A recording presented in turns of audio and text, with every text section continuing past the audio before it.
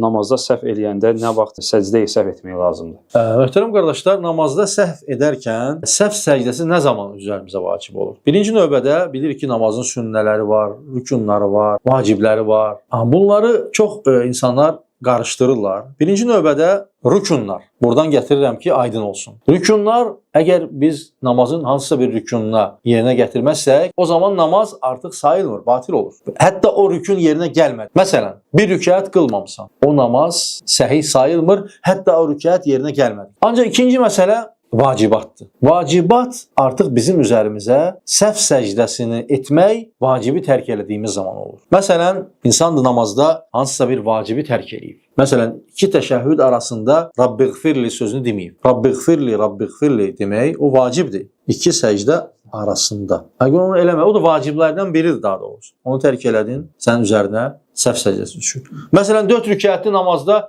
ikinci rükətdə oturmadın. Qalxdın 3-ə. Namaz səhihdir, ancaq o təşəhhüdün əvəzinə səhv səcdəsi edirsən.